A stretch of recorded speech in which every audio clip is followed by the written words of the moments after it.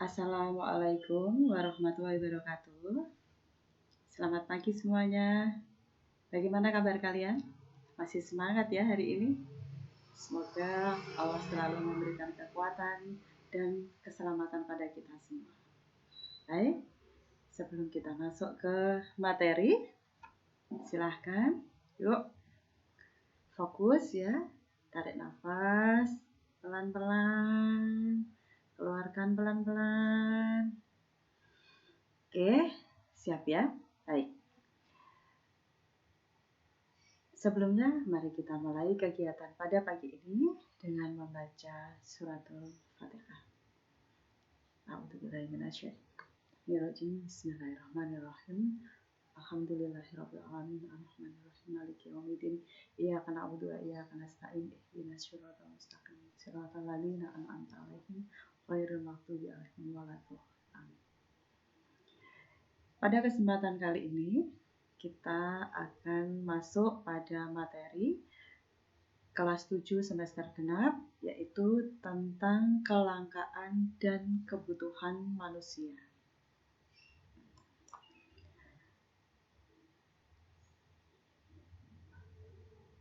Kelangkaan dan kebutuhan manusia itu adalah dua hal yang saling berkaitan erat.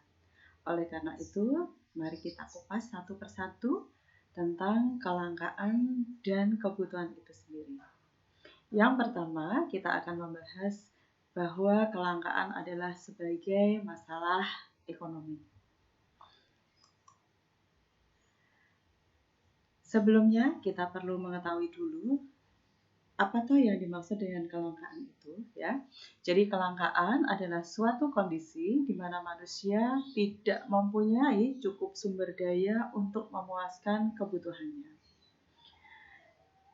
Dilihat dari definisi ini, maka kita bisa memahami bahwa ketika manusia itu berada dalam keadaan berkurangnya sumber daya sehingga mengalami kesulitan untuk memuaskan kebutuhannya, itulah yang disebut dengan kelangkaan. Sudah paham ya? Oke, kita lanjut. Dilihat dari ilmu ekonomi, kelangkaan mengandung dua pengertian. Yang pertama yaitu alat pemenuhan kebutuhan tidak cukup untuk memenuhi kebutuhan manusia. Yang kedua, untuk mendapatkan alat pemuas kebutuhan itu memerlukan pengorbanan. Artinya, pengorbanan di sini bisa berupa materi, bisa juga berupa tenaga.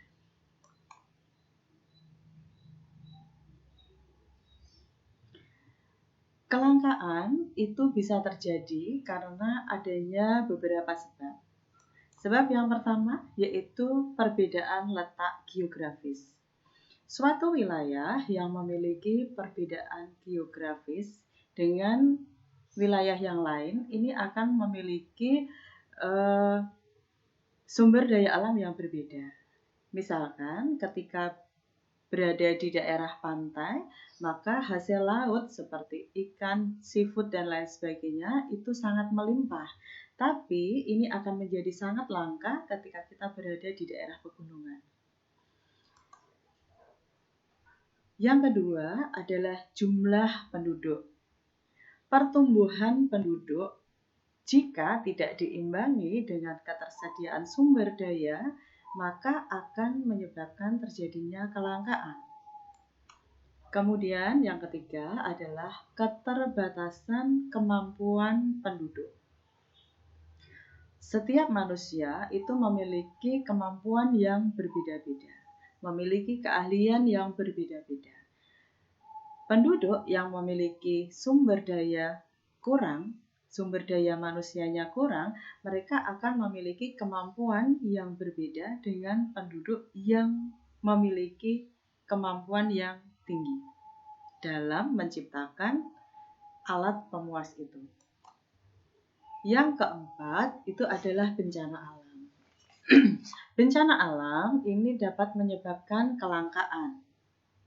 Contohnya, ketika terjadi bencana banjir, misalkan saja, banjir yang menerpa daerah persawahan ini akan menyebabkan petani mengalami gagal panen sehingga bisa menyebabkan kelangkaan. Kelangkaan ini sangat berhubungan erat dengan kebutuhan manusia.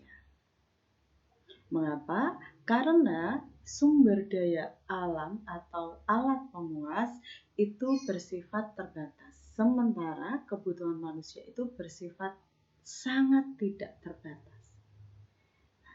Mari kita pelajari apa toh itu kebutuhan manusia dan apa saja macam dan ragamnya. Kebutuhan itu adalah keinginan manusia terhadap barang dan jasa yang dapat memberikan kepuasan kepada manusia itu sendiri. Di sini bisa kepuasan dalam jasmani, fisik manusia maupun rohani untuk menjaga kelangsungan hidupnya. Dan kebutuhan ini seyogianya harus dipenuhi. Karena ini akan berhubungan dengan kelangsungan hidup dari manusia itu sendiri. Oke, sampai di sini kita akan lanjut. Macam-macam kebutuhan manusia. Tadi di depan saya sudah menyampaikan bahwa kebutuhan manusia itu sangat tidak terbatas. Karena kebutuhan manusia itu juga memiliki ragam yang sangat banyak sekali. Apa saja toh? Kita lihat ya, macam-macam kebutuhan manusia. Oke, ya. Kalian bisa melihat di sini bahwa kebutuhan manusia itu sangat banyak sekali. Ini adalah macamnya, ya. Jadi macam kebutuhan itu ada satu kebutuhan berdasarkan intensitasnya. Atau di sini adalah kebutuhan berdasarkan tingkat kepentingannya. Berdasarkan tingkat kepentingannya atau intensitasnya, kebutuhan manusia dibedakan menjadi 3, yaitu kebutuhan primer, sekunder, dan tersier. Kebutuhan primer itu adalah kebutuhan yang harus dipenuhi. Ini bersifat wajib karena kalau tidak dipenuhi akan mengganggu kelangsungan hidup manusia itu sendiri. Contoh dari kebutuhan primer itu adalah makan, minum, pakaian, tempat tinggal, rumah atau tempat tinggal tadi ya, dan pendidikan. Kemudian kebutuhan sekunder yang kedua. Kebutuhan sekunder ini adalah kebutuhan yang bisa dipenuhi setelah kebutuhan primer ini terpenuhi. Jadi kebutuhan sekunder ini hanya sebagai pelengkap saja. Ya, contoh daripada kebutuhan sekunder itu antara lain adalah seperti televisi, radio, sepeda, dan lain-lain. Ya. Kemudian untuk yang berikutnya berdasarkan kepentingannya ada kebutuhan tersier. Kebutuhan tersier ini hanya kebutuhan yang bisa dipenuhi setelah kebutuhan primer dan sekunder terpenuhi. Dan ini bisa dikatakan sebagai kebutuhan yang tidak penting. Contohnya adalah seperti perhiasan, mobil mewah, rumah mewah, ya, itu adalah contoh-contoh kebutuhan tersier. Macam kebutuhan yang kedua yaitu kebutuhan berdasarkan waktu pemenuhannya. Berdasarkan waktu pemenuhannya, kebutuhan dibedakan menjadi 2, yaitu kebutuhan sekarang dan kebutuhan yang akan datang.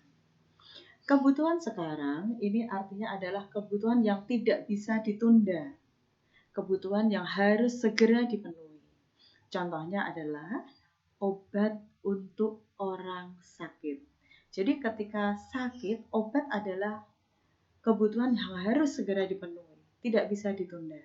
Tidak mungkin kan orangnya sakitnya sekarang, tapi akan dipenuhi 1 bulan kemudian. Ini tidak mungkin, ya.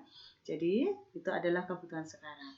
Yang berikutnya adalah kebutuhan yang akan datang. Kebutuhan yang akan datang itu adalah kebutuhan di mana pemenuhannya ini bisa ditunda terlebih dahulu.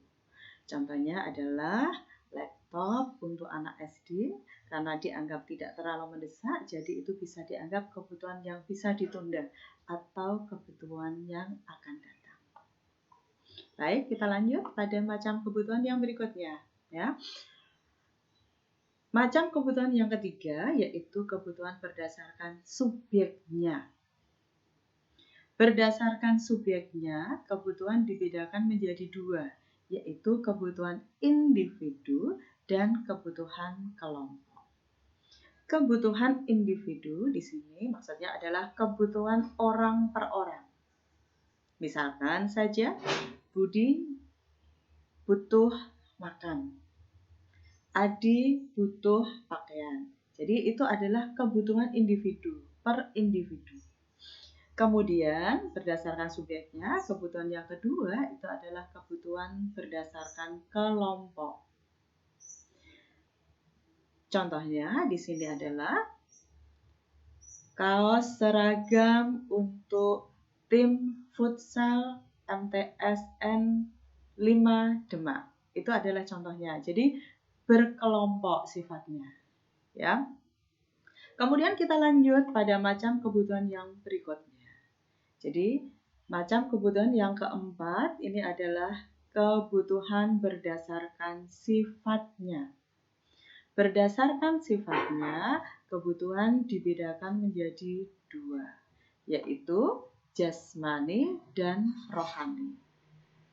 Kebutuhan rohani ini adalah kebutuhan yang berhubungan dengan jiwa manusia. Contohnya adalah rekreasi, sholat, berdoa, karena dengan semua itu manusia jiwanya bisa menjadi lebih tenang, lebih damai, ya.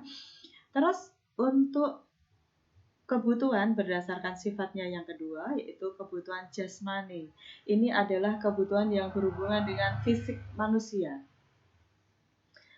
Contohnya di sini adalah olahraga, makan, pakaian, ya. Jadi itu adalah kebutuhan berdasarkan sifatnya yang bertumbuh pada jasmaninya. Kemudian macam kebutuhan yang kelima yaitu berdasarkan wujudnya. Berdasarkan wujudnya, kebutuhan dibedakan menjadi dua, yaitu kebutuhan yang berwujud material atau benda, contohnya adalah makanan, minuman, pakaian, ya, dan berdasarkan wujudnya yaitu imaterial. Kalau ini adalah benda yang tidak berwujud. Contohnya adalah seperti tausiah dari Pak Ustadz, ya, ilmu dari guru. Jadi itu adalah dua contoh kebutuhan berdasarkan wujudnya yang imaterial. Macam kebutuhan yang keenam, ya, atau yang terakhir ini adalah kebutuhan berdasarkan sosial budaya. Berdasarkan sosial budaya, kebutuhan juga dibedakan menjadi dua, yaitu kebutuhan sosial dan kebutuhan psikologi. Kebutuhan sosial ini adalah kebutuhan yang berhubungan dengan lingkungan tempat tinggal, berhubungan dengan sifat manusia sebagai makhluk sosial. Jadi di sini berhubungan dengan pertemanan atau interaksi sosial. Sehingga dalam kebutuhan sosial ini manusia butuh teman, manusia menengok temannya yang sakit, manusia ikut bergotong royong dengan lingkungannya. Itu adalah kebutuhan sosial. Kemudian yang berikutnya yaitu kebutuhan psikologi, ya. Jadi kalau kebutuhan psikologi ini berhubungan juga dengan jiwa manusia. Baik, itu adalah materi kita untuk hari ini yang berhubungan dengan kelangkaan dan kebutuhan manusia.